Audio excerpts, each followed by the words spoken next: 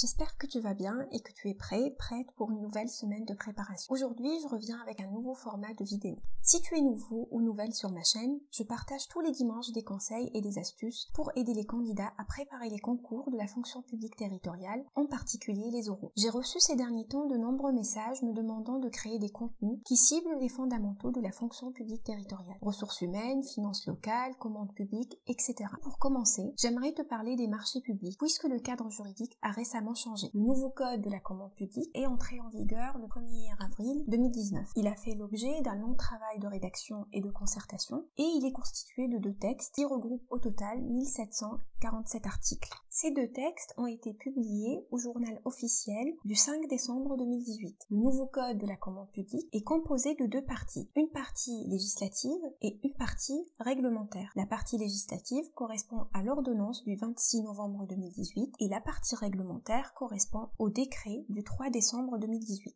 Faisons un point maintenant sur la définition d'un marché public selon le nouveau code de la commande publique. Donc, je cite le code. Un marché est un contrat conclu par un ou plusieurs acheteurs soumis au présent code avec un ou plusieurs opérateurs économiques pour répondre à leurs besoins en matière de travaux, de fournitures ou de services en contrepartie d'un prix ou de tout équivalent. Premier point clé, les marchés publics sont des contrats, c'est-à-dire que l'accord de volonté est obligatoire si on se réfère au Code civil. Ceci nous permet d'exclure des actes unilatéraux comme les subventions. Ces dernières sont définies comme étant des contributions facultatives de toute nature puisque leur versement dépend du pouvoir discrétionnaire de la personne publique. Attention néanmoins, puisque certaines subventions peuvent être requalifiées en marché public en fonction de certains critères. Deuxième point essentiel à retenir, un marché public est conclu par un ou plusieurs acheteurs soumis au présent code, le code de la commande publique. Il existe en effet 2 grandes catégories d'acheteurs. Tout d'abord les pouvoirs adjudicateurs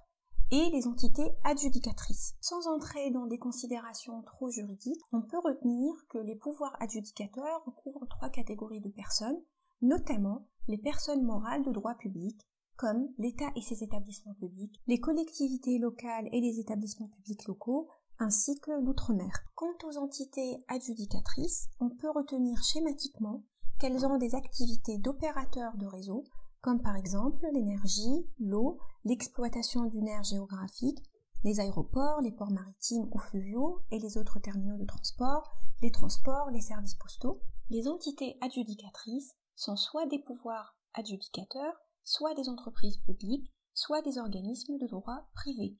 Précision importante, la notion d'acheteur doit être entendue largement, c'est-à-dire les sociétés d'économie mixte et les sociétés publiques locales sont également soumises au respect des règles du code de la commande publique. Autre précision, les acheteurs peuvent procéder à leurs achats seuls ou à plusieurs.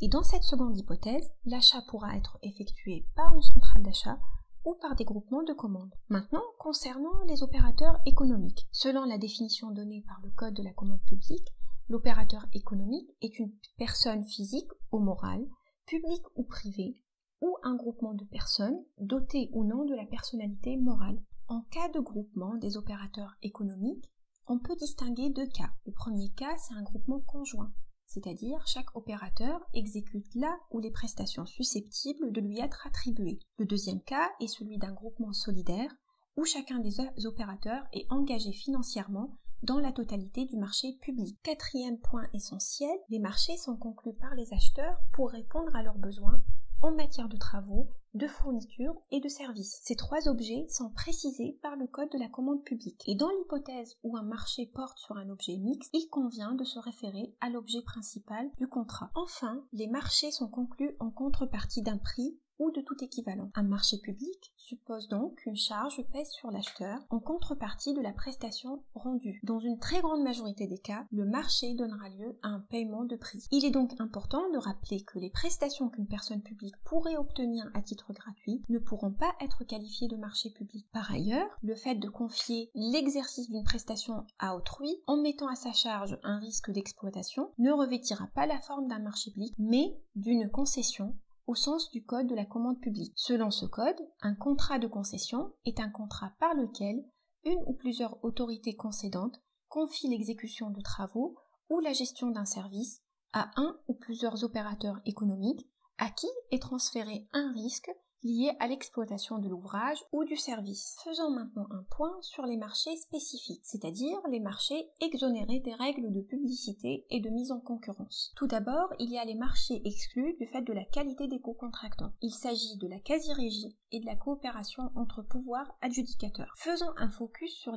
la quasi-régie. Il s'agit en réalité des contrats in-house conclus en interne entre un acheteur et une entité ne constituant que son prolongement. La quasi-régie répond à 3 conditions. Première condition, le pouvoir adjudicateur exerce sur son co-contractant un contrôle analogue à celui qu'il exerce sur ses services. Deuxième condition, le co-contractant réalise 80% de son activité pour le compte du pouvoir adjudicateur. Troisième et dernière condition, toute participation privée au capital de l'entité est en principe exclue. Pour illustrer, une quasi-régie peut être possible avec une société publique locale ou une société publique locale d'aménagement, mais pas avec une société d'économie mixte. Concernant la coopération entre pouvoirs adjudicateurs, celle-ci n'obéit qu'à des considérations d'intérêt général. Précision importante, les pouvoirs adjudicateurs doivent réaliser sur le marché concurrentiel moins de 20% des activités concernées. Deuxième cas de figure des marchés spécifiques, il s'agit des marchés exclus du fait de leur objet. Certains objets ne se prêtent pas à une mise en concurrence, par exemple la défense, la sécurité.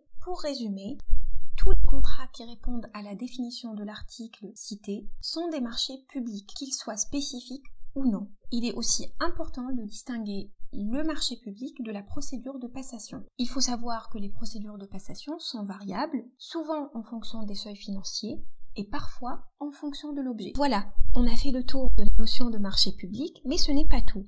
Il faut savoir définir le besoin, faire appel à la bonne procédure de passation, exécuter le marché dans ses volets administratifs et financiers, mais ne t'inquiète pas, tout ceci sera traité dans de prochaines vidéos. J'espère que cette vidéo t'a plu, n'hésite pas à la liker en appuyant sur le pouce bleu et à t'abonner à la chaîne pour recevoir les notifications des nouvelles vidéos.